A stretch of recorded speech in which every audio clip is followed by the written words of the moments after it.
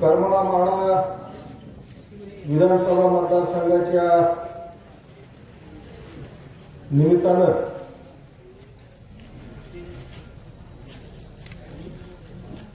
करमाळा शहरातल्या ऐतिहासिक सुभाष चौकामध्ये आयोजित केलेल्या सभेला उपस्थित असलेले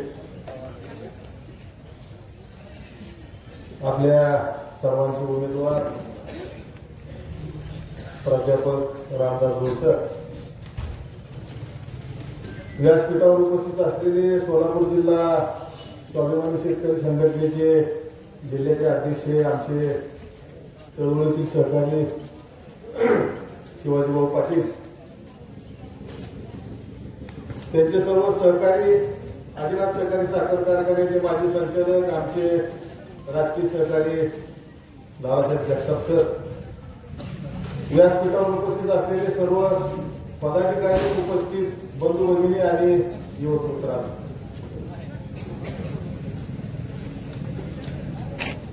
बराच वेळ झाला आपण अनेक वक्त्यांची या ठिकाणी भाषणं ऐकलेली आहेत. तालुक्याच्या समस्येच्या संदर्भामध्ये अनेक गोष्टीचा या ठिकाणी उहापोह झाला आणि हा उहापोह फक्त आताच नाही, ज्या ज्या वेळेस विधानसभेच्या निवडणुका असतील, नगरपालिकेच्या निवडणुका असतील, त्या सगळ्याच निवडणुकीमध्ये ह्या चर्चेचा उहापोह या सुभाष चौकाच्या सभेमध्ये तालुक्यामध्ये नेहमीप्रमाणे होत आलेला. निवडणुका वाढल्या, सभा वाढल्या, उमेदवार वाढले, परंतु समस्या काय आमच्या कमी झालेल्या नाही. आणि म्हणून ही 2024 ची विधानसभेची निवडणूक ही तशा अर्थानं जर आपण पाहिली तर ही ऐतिहासिक अशी निवडणूक आहे. संपूर्ण महाराष्ट्रामध्ये करमाळा तालुक्यामध्ये एक बदलाचं वारं निर्माण झालेलं आपण सर्वजण पाहत आहोत. आणि म्हणून या बदलाच्या वाऱ्यावर स्वार होत असताना आपण सर्वांनी आता दिशा ठरवली पाहिजे की आतापर्यंत आपण या तालुक्यामध्ये आमदार निवडत असताना गटातटाचा असेल, घराणेशाहीतून आलेला असेल, वेगवेगळ्या पक्षाचा असेल, त्याचा कुठलाही कार्यक्रम न बघता, त्याची बौद्धिक कुवत न बघता, त्याचं शिक्षण न बघता आपण या ठिकाणी लोकप्रतिनिधीला निवडून दिलेला आहे. आणि म्हणून मी आपल्या सर्वांना या निमित्तानं विनंती करणार आहे की या 2024 मध्ये आज या ठिकाणी आपल्याला एक सुशिक्षित असणारं, सुसंस्कारित असणारं, सर्वसामान्य माणसांच्या हिताचं, महिलांच्या हिताचं, शेतकऱ्याच्या, शेतमजुराच्या, वंचितांच्या, उपेक्षितांच्या, विद्यार्थ्यांच्या, महिलांच्या समस्याचं निराकरणाची जाण असणारं नेतृत्व रामदास बोरकरांच्या माध्यमातून या ठिकाणी आपल्याला मिळालेलं आहे. आणि म्हणून या ठिकाणी कुठल्याही गटातटाला या ठिकाणी बळी न जाता, कुठल्याही आमिषाला बळी न जाता आपण या ठिकाणी जाणीवपूर्वक, अभ्यासपूर्वक, विचारपूर्वक या 2024चा उमेदवार आम्हाला निवडायचा. आपण सगळी जाणती मंडळी, महाराष्ट्राची विधानसभा स्थापन झाली 1952 साली. करमाळा तालुक्याचे पहिले आमदार कैलासवासी नामदेवराव जगताप यांनी या तालुक्याचं पहिल्यांदा नेतृत्व केलं. जोपर्यंत कैलासवासी नामदेवराव जगताप जिवंत होते तोपर्यंत त्यांनी करमाळा तालुक्याच्या विकासासाठी, या ठिकाणी असणाऱ्या सर्वसामान्य माणसांच्या, शेतकऱ्यांच्या, कष्टकऱ्यांच्या हितासाठी अनेक योजनांचं योगदान या ठिकाणी त्यांच्या नेतृत्वाच्या माध्यमातून आपल्याला मिळालेलं आहे. आपल्या सर्वांसमोर सूर्यप्रकाश इतकं स्पष्ट आहे. परंतु त्याचा उहापोह होत नाही, त्याची चर्चा होत नाही. आज बॅकवर्डरचा या ठिकाणी असणारा भाग असेल, दहेगाव असेल, कुकडी असेल, आता उपस्थित झालेली विटेवाडीची योजना असेल, या सगळ्या विटेवाडीच्या आणि दहेगाव आणि कुकडीच्या ज्या योजना आहेत त्या कुठून आपण घेणार आहे? तर त्या योजना आम्ही तुम्हाला सांगतो उजनीच्या धरणातून घेणार. आणि उजनीच्या धरणाची निर्मिती कोणी केली तर या करमाळा तालुक्याचे असणारे पहिले आमदार, ज्यांचं सोलापूर पासून ते महाराष्ट्रापर्यंत आणि महाराष्ट्रापासून ते दिल्लीपर्यंत, म्हणजे ज्याला आपण गल्लीपासून ते दिल्लीपर्यंत म्हणतो, त्या ठिकाणी नामदेवराव जगतापांच्या शब्दाला एक दबदबा होता, एक मान होता. महाराष्ट्राचे पहिले मुख्यमंत्री स्वर्गवासी यशवंतराव चव्हाण यांनी त्यांना आपला माणूसपुत्र मानला. आणि म्हणून त्यांच्या त्या काळामध्ये, त्या परिस्थितीमध्ये, त्यावेळेस असणाऱ्या आमदारांच्या अधिकारामध्ये, त्यावेळेस मिळणाऱ्या निधीमध्ये त्यांनी जेवढा विकास करायचा तेवढा विकास या ठिकाणी झालेला. काल या ठिकाणी एक सभा झाली.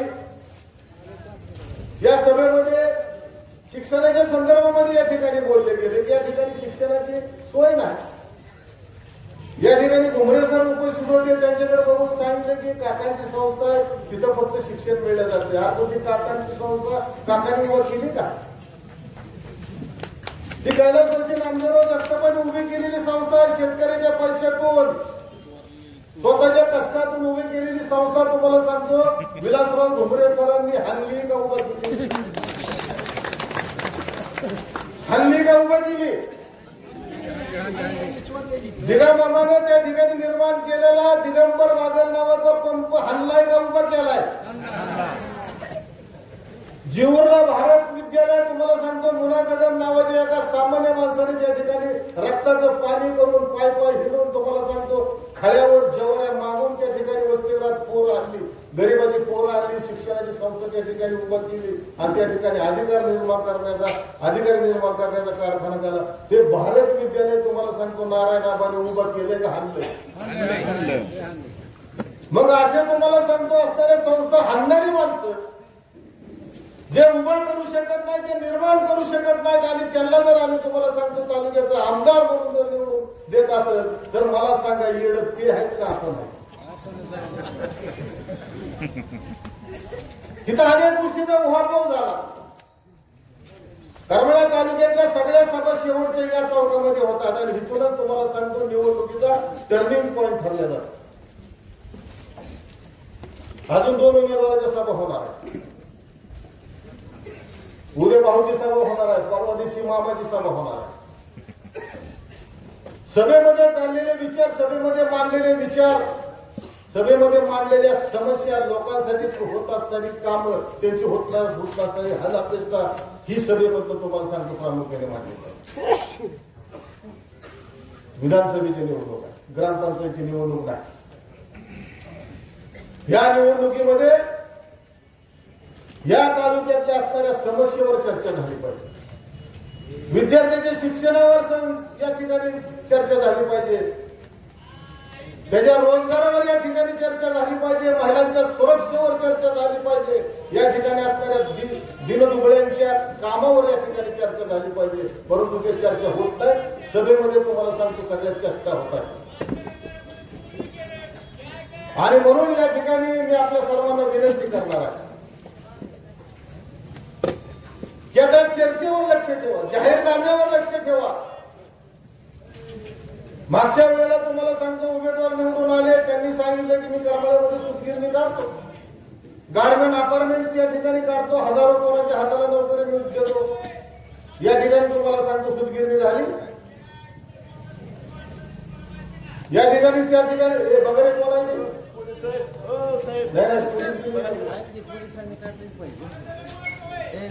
या ठिकाणी तुम्हाला सांगतो गारमेंट अपार्टमेंट काढतो म्हणजे गारमेंट अपार्टमेंट या ठिकाणी तयार झालं का? नाही झालं. हे बाकीची जाऊ नका. तुम्हाला सांगतो ही आजची बायकोने हाकलून गेलेली चित्रपट किती सभेमध्ये गोंधळ घाला येत असते. या आजच्या चित्रपटांचा विचार करायचा नसते. ही ऐतिहासिक चौक आहे, ह्या ऐतिहासिक चौकामध्ये असले माणसं येत असते. लय लक्ष द्यावं नसतं. तुम्हाला सांग इथं खरं बोललं की तुम्हाला सांगतो नटीला चिमटा बसतो. आणि म्हणून ही माणसं नटीतून तीर मारायचा प्रयत्न करतात. स्वतःची हिंमत नाही समोर येण्याची. आणि म्हणून मी नेहमी सांगतो, प्रत्येक सभेमध्ये सांगतो, करमाळा तालुक्याच्या विकासाच्या बाबतीत, करमाळा तालुक्याच्या या ठिकाणी असणाऱ्या प्रश्नाच्या बाबतीत या ठिकाणी असणाऱ्या सगळ्याच उमेदवारांनी आज नाही उद्या नाही तर निवडणूक झाल्यानंतर निकालाला 2-3 दिवस अवधी असताना जीन मैदानामध्ये सभा घ्या, सगळ्याला एका व्यासपीठावर बसवा आणि त्याला त्याचे विचार मांडायला सांगा आणि आम्हाला जे आमचे प्रश्न मांडायला सांगा आणि उत्तरं बी या ठिकाणी तुम्हाला सांगतो घ्यायला सांगा. तुम्हाला सांगतो ह्या माणसाची पैसाबोई केल्याशिवाय आम्ही तुम्हाला सांगतो आणि हिचं म्हणून तुम्हाला सांगतो विकासावर निवडणुका झाल्या पाहिजे. आज काय चाललंय, रामायण महाभारतातल्या गोष्टी सांगायच्या, हसवायचं आणि तुम्हाला फसवायचं. आणि आम्ही बी अशी माणसं आहे तुम्हाला सांगतो. आता तमाशे बंद झाल्यामुळं पुढाऱ्याची सभा म्हणले की आम्हाला तमाशा वाटायला लागले, कारण बोलणं तुम्हाला सांगतो काळू बाळू सारखं आहे. सगळे विनोदात बोलायचं, चेष्टा करायची. समोर जे माणूस दिसतो कसा, तो चालतो कसा, त्याची नक्कल करायची. त्याच्यामुळे विकास होणार नाही. अरे तुम्ही आमदारकी भोगलेले, तुम्ही या ठिकाणी आमदार झालेला आहे, माझे आमदार झालेला आहे, तुम्ही 10-10, 15-15 वर्ष, 5-5 वर्ष सत्ता भोगलेली आहे. तुम्ही काय केलं आणि भविष्यामध्ये तुम्ही काय तुमच्या हातून करायचं राहिले ह्याच्यावर चर्चा करा. या ठिकाणी तुम्ही सगळ्याला संधी दिली. पहिल्याच वर्षी ढिगामामाला तुम्हाला सांगतो त्यांच्या कुटुंबात 15 वर्ष आमदारकीची संधी दिली. तुम्ही 3 वेळा आमदार झाले, 2 वेळा मामा झाले, 3 वेळा मामी झाले. आणि आता पिण्या बाजूला बघा, हेच मला ना काल तिनो आहे मला मामा स्वर्गात बघतो. स्वर्गात नक्कीच आहेत का? आणि फसवायचं तुम्हाला सांगतो काम चाललंय पद्धतशीर. रोजगाराची या ठिकाणी चर्चा झालेली आहे. माझ्या तरुणांच्या हाताला काम मिळालं पाहिजे, माझ्या सुशिक्षित बेकारांच्या हाताला काम मिळाले पाहिजे. त्यांना अनेक समस्या आहेत. सुशिक्षित बेरोजगारांच्या हाताचं काम सुरू काढून घेतलं. आमच्या पूर्वीच्या नेत्यांनी, आमच्या तुम्हाला सांगतो वरिष्ठांनी या ठिकाणी आदिनाथ सहकारी साखर कारखाना, मकाई सहकारी साखर कारखाना कष्टातून उभा केला. शेतकऱ्याच्या घामाच्या पैशातून उभा केला. तुमच्या आमच्या सगळ्याचे पैसे दोन्ही संस्थेमध्ये लागलेले आहेत. आदिनाथ कारखान्यात आज काय चाललंय? दिल्लीचं कर्ज थकलंय. 30 कोटीचं कर्ज तुम्हाला सांगतो 52 कोटीचं झालंय. त्या ठिकाणी तुम्हाला सांगतो एनसीडीसी दिल्लीच्या संस्थेने कारखाना जप्त केलाय. 80 महिन्याचा पगार कामगारांचा त्या ठिकाणी मिळालेला नाही. कामगार देशोधडीला लागले. तुम्हाला सांगतो त्या ठिकाणी ज्या कामगाराला 50-50 हजार रुपये पगार होता, तो कामगार आज तुम्हाला सांगतो मंगल कार्यालयासमोर कुल्फी विकताना, खरबूज विकताना मी ह्या पट्ट्याने पाहिलेले आहे. रेल्वे स्टेशनवर वडापाव विकताना पाहिलेले आहे. की तशा कामगाराची केली कोणी? काय दोष होता त्या माणसांचा? आमची संस्था, आमची माणसं म्हणून ती माणसं 80 महिने थांबली. तुम्ही त्यांच्याकडे दुर्लक्ष केलं. कारखान्यामध्ये प्रचंड भ्रष्टाचार केला. कोविडच्या काळामध्ये तुम्हाला सांगतो मी 2 वर्ष त्या कारखान्याचं आंदोलन केलं. कामगारांच्या संदर्भामध्ये तुम्हाला सांगतो त्यांच्या पाठीशी खंबीरपणे उभा राहिलो. फार उद्धव साहेब त्या ठिकाणी मुख्यमंत्री असताना मातोश्रीपर्यंत गेलो आणि त्या ठिकाणी तुम्हाला सांगतो कारखान्याची साखर जेलमध्ये जायची पाळी आली तरी तुम्हाला सांगतो पोलिसांनी अडवलं तरी आम्ही कोणाच्याच बापाला गेलो नाही. साखर त्या ठिकाणी अडवली आणि त्या साखरेतनं 7 कोटी रुपये तुम्हाला सांगतो आम्ही औद्योगिक बँकेमध्ये त्या ठिकाणी जमा करून घेतले कामगारांसाठी. 2,500 कामगार बेकार झालेले आहेत. 2,500 परपंचात तुम्ही माती काढवलेले आहेत. त्यांच्या चुलीमध्ये पाणी घेतलेलं आहे. एक वेळ आम्ही समजू शकतो की आदिनाथ कारखान्यामध्ये थोडं 2-3 पक्षांनी 2-3 पार्ट्यांनी काम केलेलं होतं. मकाईचं काय? मकाई जन्मापासून ते आतापर्यंत एकाच कुटुंबाच्या हातामध्ये संस्था आहे ती. त्या ठिकाणच्या कामगारांचा तुम्हाला सांगतो 42 महिने झाले पगार नाही. आम्ही आंदोलन केलं म्हणून तुम्हाला सांगतो त्यांचे 30 कोटीचं तुम्हाला सांगतो ते शेतकऱ्याचं बिल मिळालं.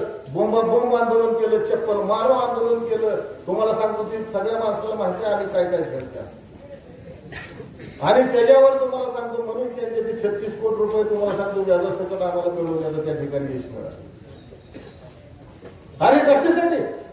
शेतकऱ्याचा ऊस गाळप केला, साखर निघाली, बघ्यात निघालं, पॉलिसी निघालं. 40 कोटीचा तुम्हाला सांगतो त्या ठिकाणी व्यवहार झाला, टर्नओव्हर झाला, पण शेतकऱ्याच्या खात्यामध्ये 1 रुपया झाला. मग 40 कोटी रुपये गेले. आणि मग तुम्ही सांगता की याने आमची खाजगी इस्टेट घाण घेऊन कारखाने चालवले, मग हे पैसे गेले कुठं? आम्ही तुम्हाला बाजारमध्ये प्रवेश करायला भाग पाडलं. देवेंद्र फडणवीसच्या मुंबईने तुम्ही जिल्ह्यात त्यावेळेस लोकसभेच्या अगोदर तुम्हाला 40 कोटी रुपये मंजूर झाले, त्याच्यातले 36 कोटी तुम्ही त्या ठिकाणी वापरले आणि बाकीचे पैसे तुम्ही निवडणुकीसाठी ठेवले. आज आदिमाताची कारखान्याची काय अवस्था? सगळ्या कारखान्याच्या मोळ्या पडल्या, 5-5, 10-10 हजाराचं गाळप चालू झाले, डोळे आले काय कारखान्याच्या. आमच्या मकाईच्या कारखान्यामध्ये अजून तुम्हाला सांगतो 5 रुपयाचा बल्ब सुद्धा नाही. बापाच्या एवढं खात्यामध्ये नाव घेतलं, मामाचा पोरगा आहे, मामाचा पोरगा आहे, किती वेळा सांगत होता, कुणी काही शंका सुद्धा घेतली काय? कशामुळे सांगायचं?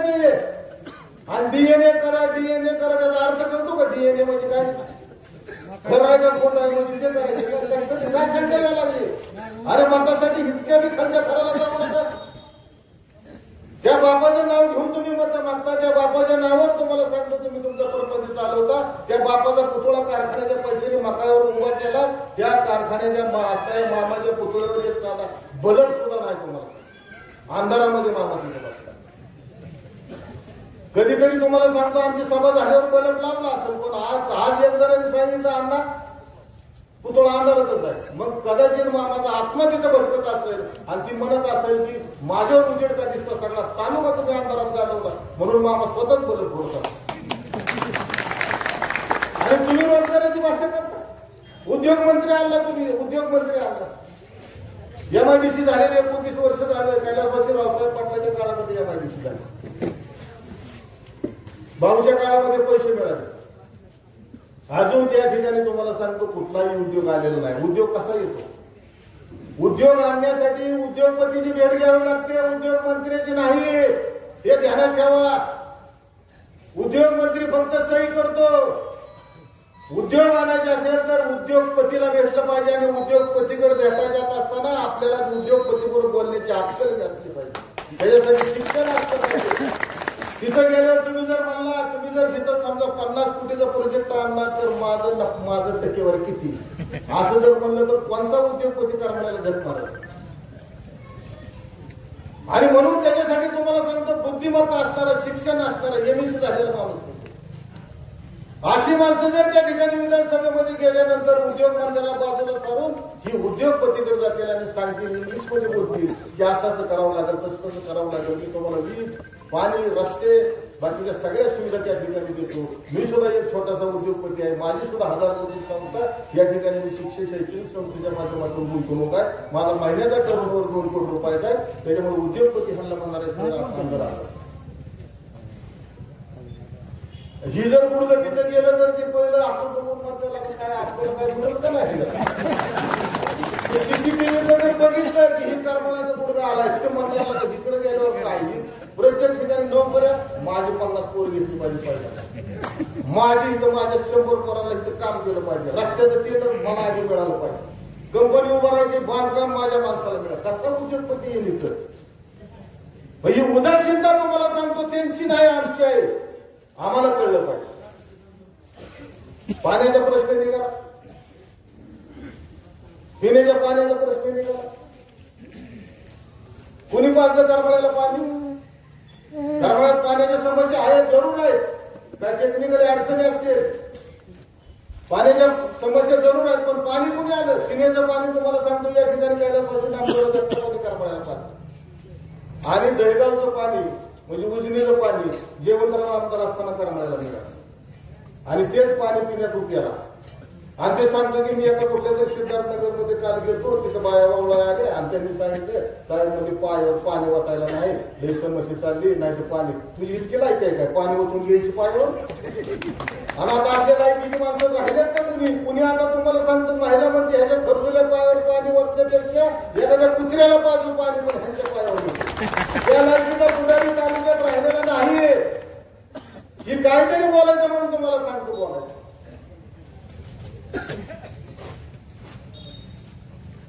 अरे तुम्हाला सांगतो तुम्ही कामं केलं, तुम्ही 15 वर्षे काम केलं, कशाला मुख्यमंत्री आणला, कशाला उद्योग मंत्री आणला, नितीन गडकरीची सभा कॅन्सल झाली, हेलिकॉप्टर इथं उडत उडत तुम्हाला सांगतो मंगळवेढ्याला गेलं. काय भानगड आहे आता तुमचं, तुम्हीच वाटा. आंधळ डोके आणि पुत्रपीठ खातं येईल.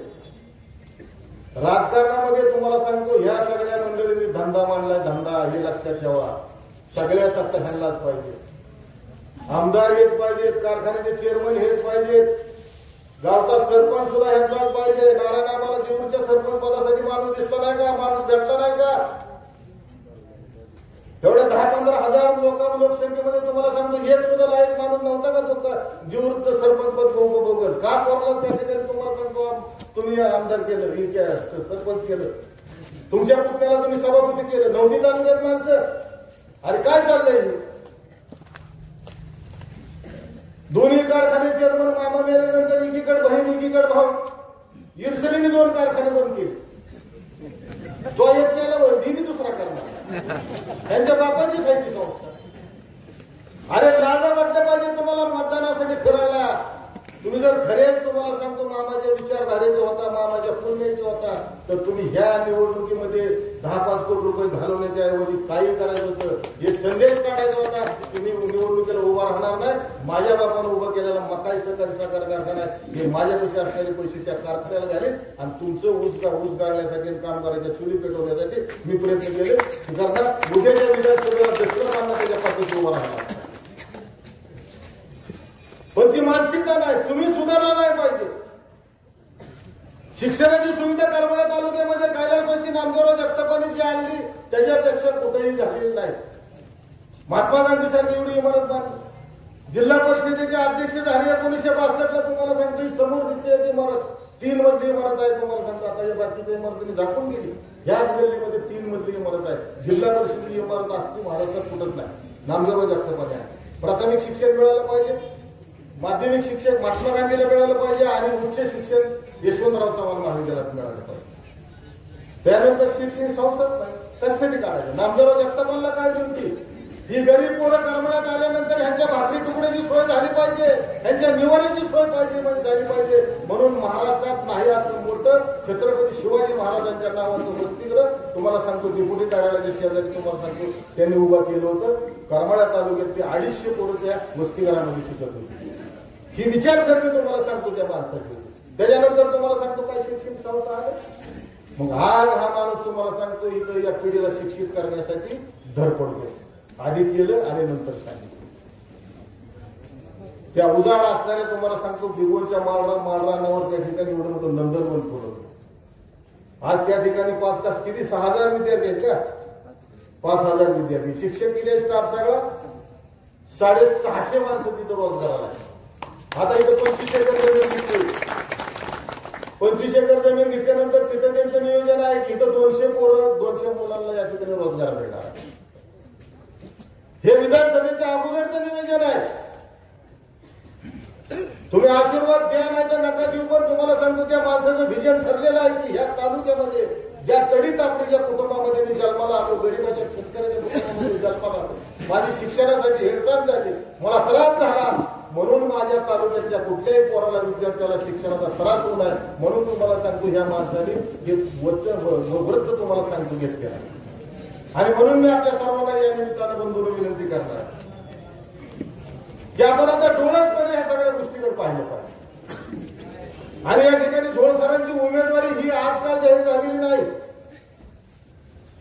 खाली बसा काय नाही बोलू होता लावला महाराज म्हणजे खरोखरचा माणसाच्या रूपात पळू यायचं म्हणजे मग आम्ही पळून मारत असतो.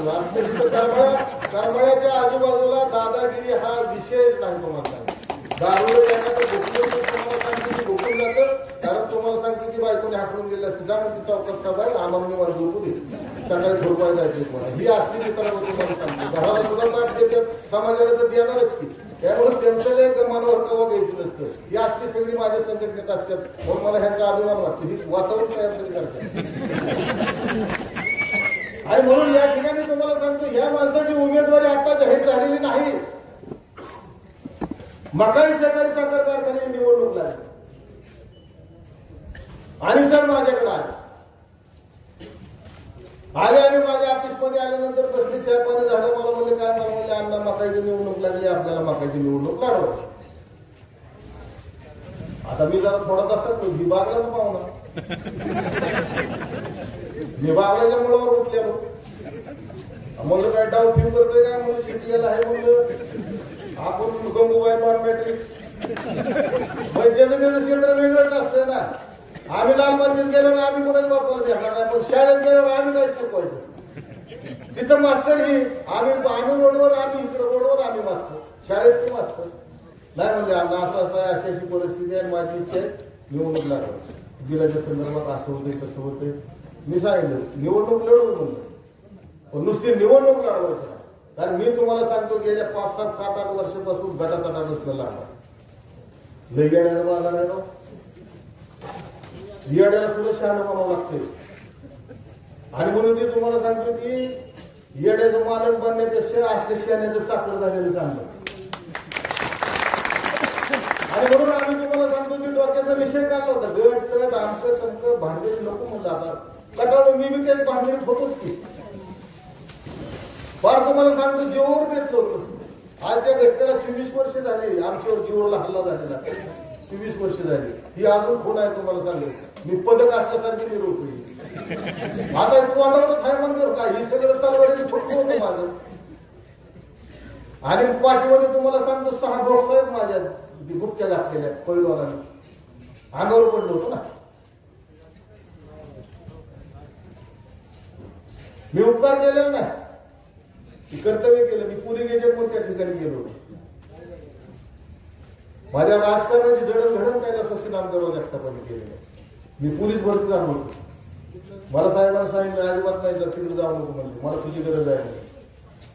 1985 साली मला करमाळ्यात माझ्या चुलत्याच्या विरोधात उभं केलं नगरपालिका. 7 मतांनी पडलो. घरच्या माणसाने हाकलून दिलं, लग्न झालं नव्हतं तरी 7 मतांनी पडलो. साहेब म्हणजे पट्टे आहे म्हणजे तुझं चांगलं होईल, पण साहेब तुम्हाला सांगतो 2-3 महिन्यांनीच गेले. पण जाताना मला आढळून देऊन गेले ते छत्रपती शिवाजी महाराज गोष्टीकरामध्ये मला लेक्चर म्हणून माझ्या अर्जात काढली ती, मला तिथं नोकरी लागली. आणि त्याच्यामुळे तुम्हाला सांगतो मी उपकार केलेला नाही. त्यालाच पैसे नामदेवराव जगतापांच्या तालमीत वावरलेला पट्ट्या येईल, मी त्यांना नेहमीच गुरु मानलेला. पण आज वाईट या गोष्टीचं वाटतंय की साहेब इतके मोठे होते. नामदेवराव जगताप बोलले आणि सोलापूर जिल्ह्यात करमाळ्यात बसून नामदेवराव जगताप सोलापूरचा महापौर ठरवत होते. पण आज वाईट वाटतंय तुम्हाला सांगतो, दुःख होतंय मनाला की भाऊनी तुम्हाला सांगतो ज्याने तलवार घेऊन तुम्हाला सांगतो भाऊवर वार केले. मी त्या सगळ्या गोष्टीला साक्षी आहे. मी सांगत होतो मारू नको, मोठा माणूस आहे मारू नका बा. ती मला म्हणायचं तू इच्छा. मी म्हणलं मारू नको नका, काहीतरी घडत नाही. मला त्याचं पिस्तूलच बघायचे. भाऊच्या कमरेला पिस्तूल होतं. भाऊने जर पिस्तूल काढलं असतं तर ह्याचा कार्यक्रम तवाच झाला असता. पण तुम्हाला सांगतो ती दुर्बुद्धी त्या माणसाला सुचली नाही, त्यावेळी त्यांनी मारलं. आणि आज वाईट या गोष्टीचं वाटतं की ज्याने भाऊवर तलवार उचलली, ज्याने भाऊचं रक्त बघितलं, डोळ्यातलं पाणी बघितलं, त्याच माणसाला भाऊ आज आमदार करण्यासाठी पुढे जातात. त्या गोष्टीला फार वाईट वाटतं. म्हातारी मेल्याचं दुःख नाही तुम्हाला सांगतो, काय स्वतःला नाही पाहिजे. आम्ही सामान्य कुटुंबातला माणूस आहे. माझा बाप म्हातारी कामगार होता, हमाल पंचायतीमध्ये काम करत होता. सुभाष अण्णाजी वडील आनंदआबा सावंत आणि माझा बाप एका तालमीत होते, एका आडकीवर दोघांनी हमाल केलेली. म्हणून सुभाष अण्णाचं माझे तुम्हाला सांगतो दोस्ताना होता. माझा पाठिंबा देणं हे स्वाभाविक आहे. परंतु करमाळा तालुक्याच्या सगळ्या पुढाऱ्यांचे राजकीय बाब जर कोण असतील तर ते कैलासवासी नामदेवराव जगताप हे सगळ्यांनी मान्यच केलं पाहिजे. तयार झालेले आणि म्हणून वाईट वाटतंय तुम्हाला सांगतो की एवढ्या मोठ्या माणसाला देशभक्त पदवी मिळालेली आहे यशवंतराव चव्हाणाकडून. त्या माणसाच्या वारसदाराने तुम्हाला सांगतो हा निर्णय घ्यायला पाहिजे. हे जो वाईट वाटतंय तुम्हाला. आता उद्या इथे भाऊ उत्तर देणार आहेत, काय देणार आहेत मला माहित नाही. मी त्यांच्यापेक्षा मोठा नाही, ते माझे काही नेते होते. आज मी माझ्या मनामध्ये त्यांच्याविषयी सन्मान आहे. आज मी ती दोन्ही मुलं मला दिसले की अण्णा म्हणून तुम्हाला सांगतो माझा सन्मान करते. परंतु मला एकच म्हणायचं की तुम्हाला सांगतो ही प्रवृत्ती, ही जी नारायण आबाजीची प्रवृत्ती आहे, ही तुम्हाला सांगतो प्रवृत्ती करमाळा तालुक्याची अतिशय घातक आहे. त्याला आमची वांगी नंबर 2 ला सभा झाली. पत्रकार बंधूला लक्षात घ्या, 2 नंबर वांगीला सभा झाली. प्रत्येक माणूस त्या ठिकाणी तुम्हाला सांगतो दहशतीच्या वातावरणात. आम्ही शेलगावहून तुम्हाला सांगतो 5-6 किलोमीटर गाव आहे ती, तिकडे गेलो. अहो काय तुम्हाला सांगतो की माझ्यापाशी कार्पी होती ती आशीन करायची. मी म्हणले त्या पोराला एक जण होता, म्हणले काय भानगड आहे. ती म्हणलं इथे संध्याकाळी 12च्या नंतर वाळूचा व्यापार सुरू होतो, म्हणजे वाळूच चोरायचा कार्यक्रम. म्हणलं कोणाचा? म्हणजे दोघाचा बी, आजीचा बी माझीचा बी. म्हणजे पैसे कमावण्यात दुसरी आणि राजकारणात म्हणलं की कुस्ती.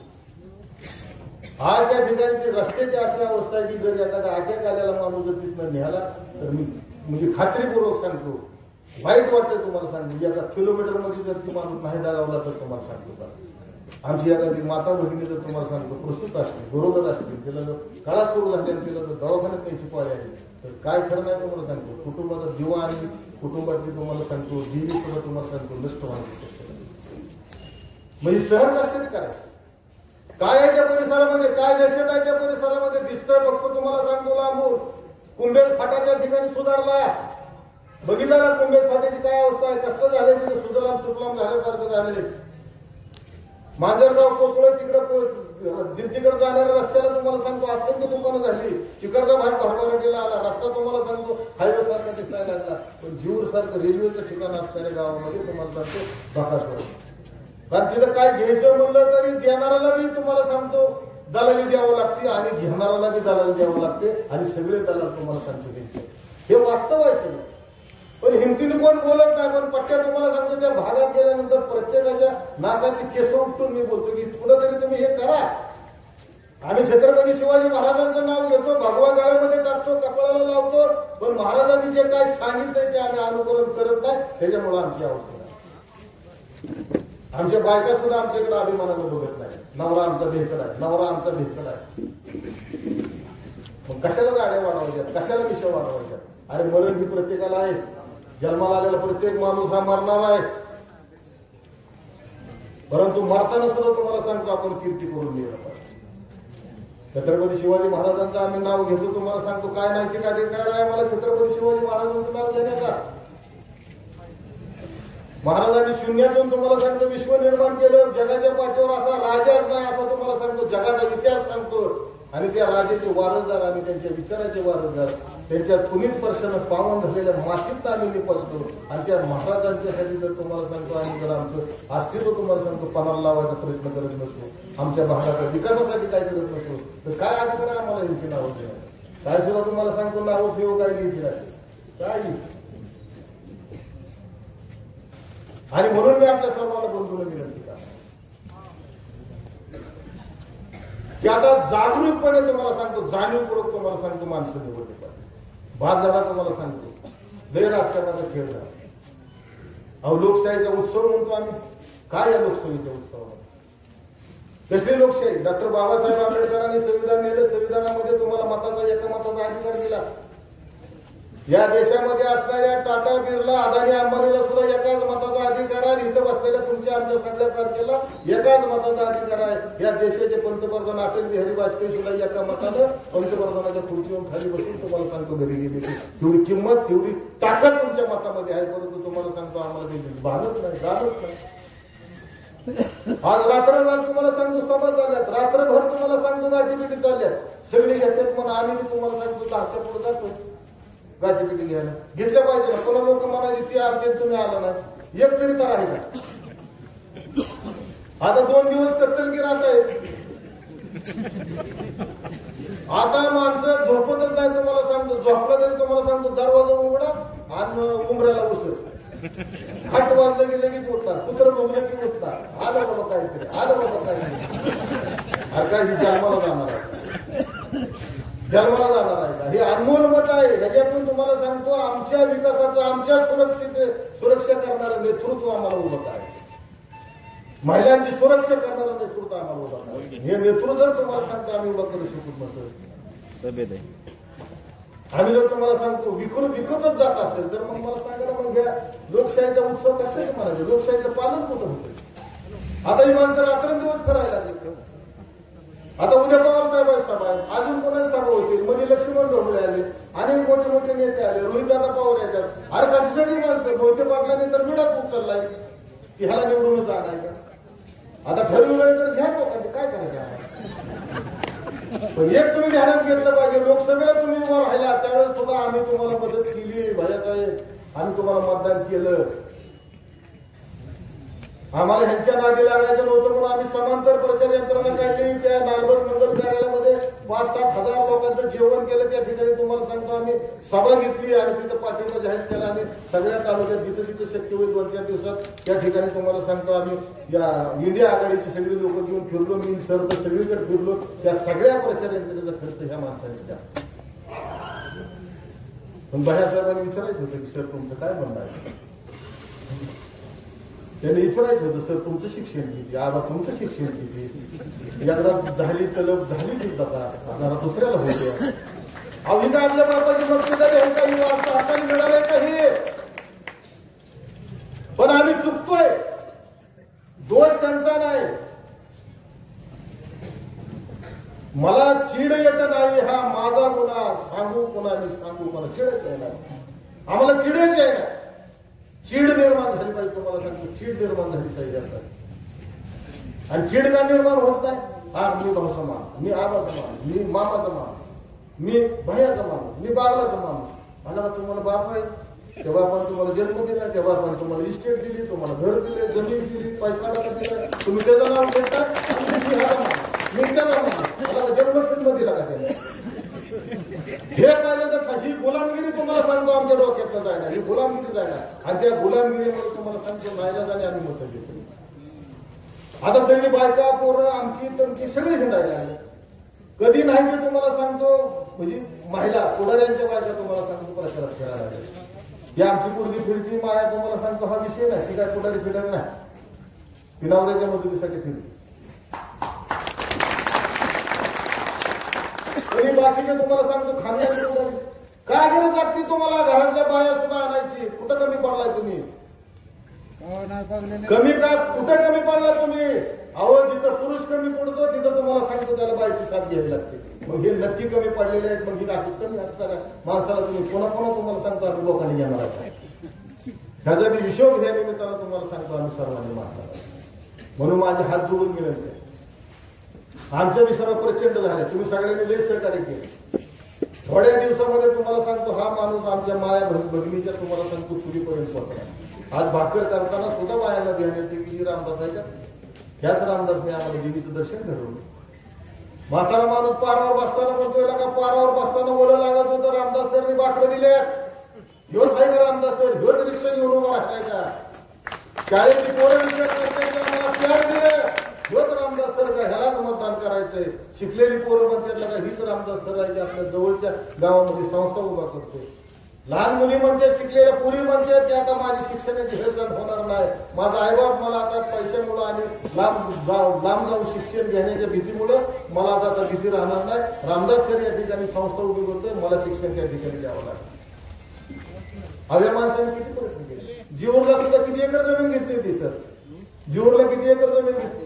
8 एकर जमीन जीवरला घेतली होती. आम्हाला नाही संस्था उभं केली. लगा म्हणलं तो हिथं काढलं हे माझं डबडं कुठे घेऊ. म्हणजे तुमची डबडी चालू करण्यासाठी तुम्हाला सांगतो चांगली इंजिन तुम्हाला सांगतो पगारमध्ये घालायची. काय उद्देश काय असतो तुमचा हे करण्याचा. या माणसाने वाट बघून जमीन विकून टाकली. एनओसीच मिळाला, परवानगीच मिळाला. आणि त्या भागाचं कोणी असेल तर तुम्ही जाऊन विचारा. तुम्हाला सांगतो बांधकामाच्या परवानगी सुद्धा 2-2 वर्ष मिळत नाही. पैसे काय परवानगी देत नाही. आमच्या नगरपालिकेत प्रश्न नाही काय. सकाळी दिलेला अर्ज तुम्हाला सांगतो 2 तासामध्ये परवानगी मिळते. तिथं दहशत चालत नाही. तिथं कोणी चालू बी देत नाही. इथं तशी दहशत करायला लागला की सगळ्या गल्लीत तुम्हाला सांगतो शहाणी माणसं एकत्रित येतात तर त्याचा कार्यक्रम करतात.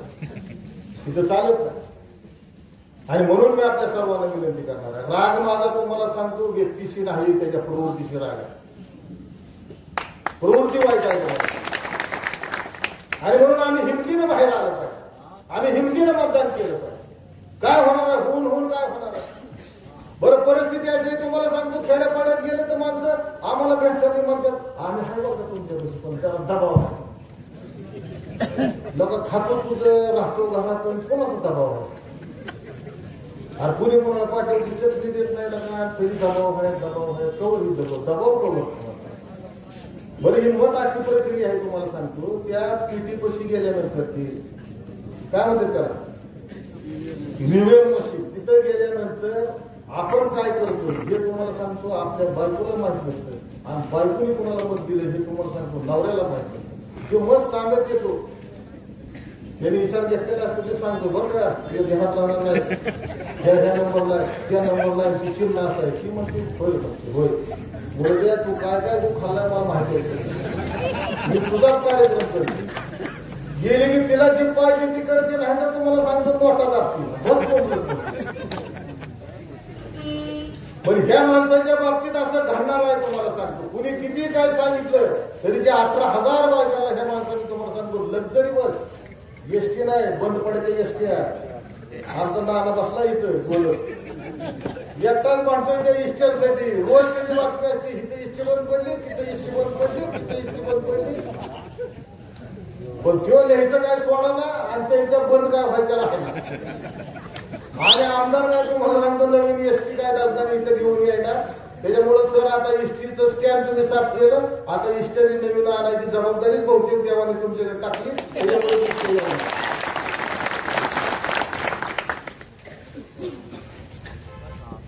आणि म्हणून तुम्हाला सांगतो ही सगळी परिस्थिती चालते.